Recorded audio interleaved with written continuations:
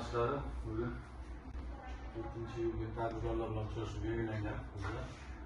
Asosan bankda kredit mahsulotlarining kredit produktlarini bizlarga yetkazib, sizlarni o'sha kreditlar bo'yicha bo'layotgan sizlarda tug'ilayotgan muammolar bo'yicha o'rtoqlash maqsadida yig'ilganmiz. Bizlar hozirgi kunda 302 qaror bor. Prezidentimizning 302 qarori bo'yicha ayol tadbirkorlarga 19% imtiyozli ajratish rejalashtirilgan. Bu yerda bu kreditlar asosan ishlab chiqarish yo'nalishi, savdo faoliyati yo'nalishida shu yo'nalishlarda beriladi. Bu kreditlarimiz 100 million so'm miqdorigacha garovsiz, ya'ni sug'urta kafilligi asosida beriladi.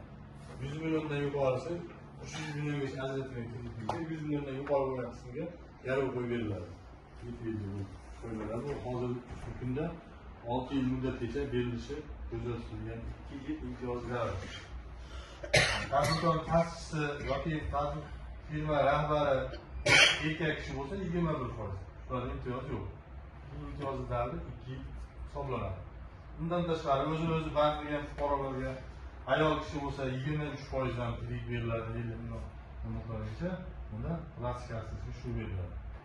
O'zini shu oilasi tadbirkorni yo'lga qo'yish, qarindoshlik, issiqxona faoliyati, ayollarimizga go'zallik salon bo'lish mumkin, boshqa sartaroshlik bunaqa yo'nalishlarda o'zini-o'zi band qilgan fuqarolarga beriladi. Eski ko'mak yo'nalishimiz va 17 million so'mgacha beriladi. U 5 yil muddatgacha imtiyozlar bilan ajratiladi. Bularda qanaqa taklif, talab qo'llanilgan bo'lsa bemalol shu mahalladagi bo'limning tuzuvchisidan